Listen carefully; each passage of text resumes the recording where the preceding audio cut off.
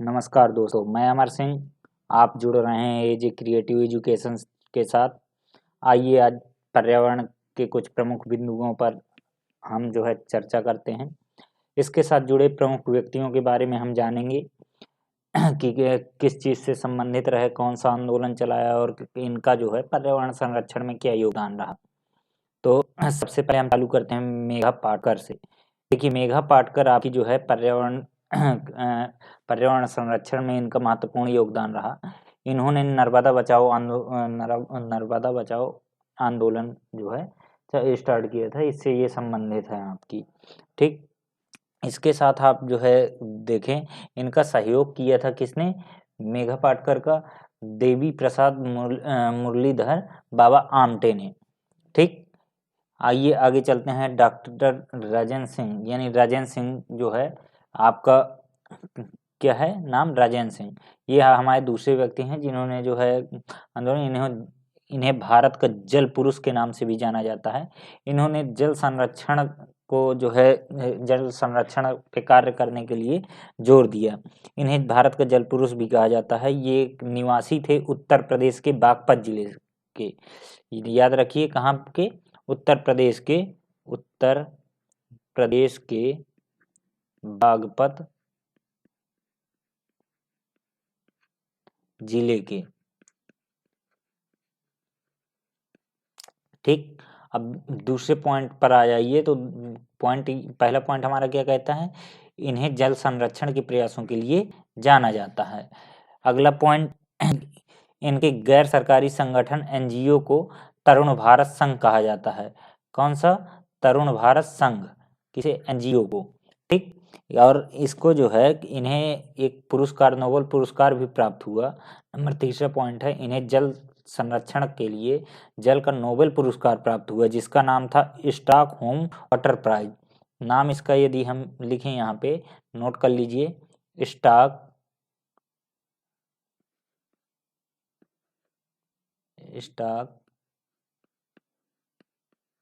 Home water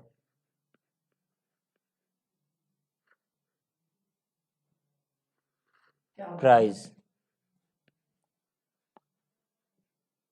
ठीक, तो देखिए, चौथा पॉइंट, ये उत्तर प्रदेश के कहाँ के रहने वाले हैं? बागपत के। हमने अभी बताया ये बागपत के। ठीक, इस तरह इनका डिटेल है। आइए अगले पुरुष के पास चलते हैं। अगली हमारी मेनका गांधी थी। तो मेनका गांधी का योगदान क्या रहा? पर्यावरण संरक्षण में वन्य जीवों के संरक्षण के लिए इनको जाना जाता है। किसके संरक्षण के लिए? वन्य जीवों के संरक्षण के लिए। वन्य जीवों में देखा जाए तो काफ़ी संरक्षण आपके आ जाते हैं। जैसे काफ़ी उस तरह के लागू हुए, गिद्ध परियोजना है, हाथी संरक्षण है, अन्य और काफ़ी है। जैसे आपका गिद्ध संरक्षण परियोजना 2006 में लागू हुआ, गेंडा संरक्षण परियोजना 1987 में, कछुआ संरक्षण परियोजना 1975 में, बाघ संरक्षण परियोजना 1973 में। इन सबको हम आपको धीरे धीरे बताएंगे। और भी संरक्षण परियोजनाएं हैं, जैसे शेर संरक्षण परियोजना 1972, और हंगुल परियोजना 1970, घड़ियाल परियोजना 1974 और हाथी परियोजना। इनके बारे में हम दूसरी वीडियो में डिटेल में बात करेंगे। लेकिन फिलहाल इन व्यक्तियों के बारे में तो हम मेनका गांधी के बारे में बात करते हैं। मेनका गांधी हमारी क्या थी? एक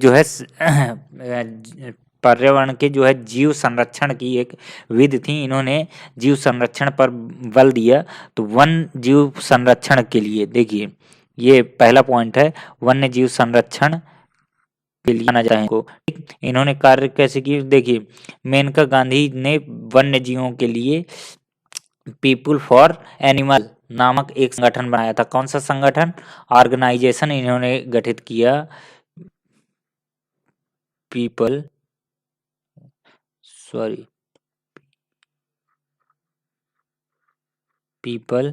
फॉर एनिमल। ये हमारे ऑर्गेनाइजेशन का नाम था, ऑर्गेनाइजेशन।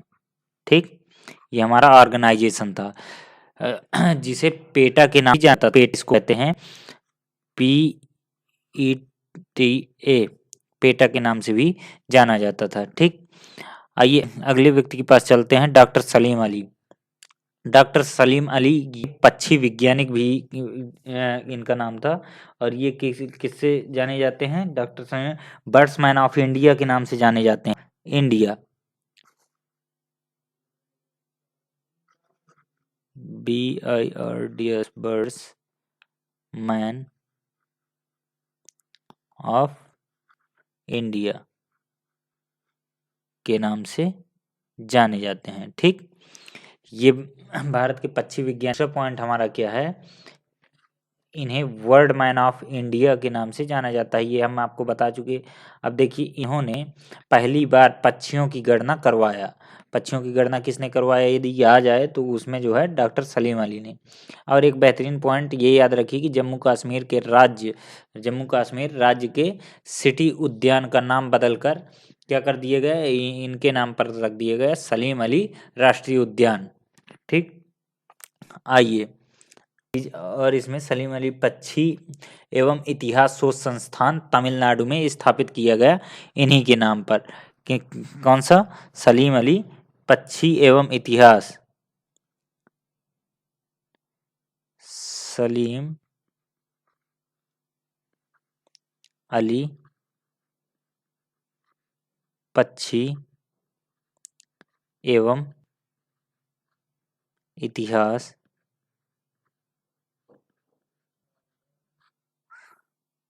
शोध संस्थान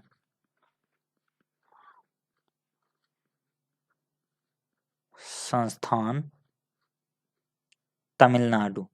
कहाँ स्थापित है किया गया? ये तमिलनाडु में। ठीक, और इसी को सिटी फॉरेस्ट वन जो है जालौन एवं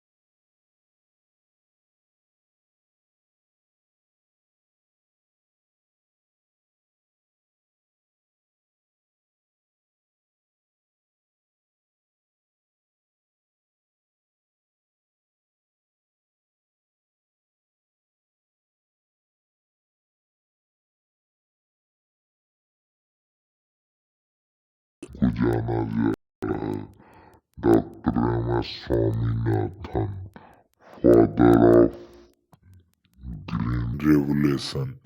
ठीक, तो ये भारत के जेनेटिक वैज्ञानिक भी थे। कौन? जेनेटिक साइंटिस्ट भी कहा जा सकता है इनको। अब देखिए, इन्हें भारत में हरित क्रांति के जनक माना जाता है। हरित क्रांति का जो है कितने फेज में थी? 3 फेजों में। फर्स्ट फेज कौन सा था? 1967 से लेकर जो है आपका 72 तक चला। इसके बाद जो है दूसरा चरण आया, थर्ड फेज आया। तो इसके अलग है, इन्होंने जो है MSP पर अपनी एक रिपोर्ट भी सौंपी थी गवर्नमेंट की, जो 108 पॉइंट्स की थी समथिंग। तो उस पर जो है अभी तक कार्य नहीं किया गया। आइए, और यदि यही क्वेश्चन पूछ लिया जाए, देखिए 2 क्वेश्चन पूछते हैं अक्सर, और दोनों में बहुत ही कन्फ्यूजन क्रिएट होता है स्टूडेंट्स को। पहला पूछते हैं कि जो है हरित क्रांति के जनक कहाँ पे? भारत में। तो ये डॉक्टर MS स्वामीनाथन। यदि पूछे हरित क्रांति के जनक विश्व में या केवल हरित क्रांति के जनक, तो ये कौन है? Doctor NE बोरलाल।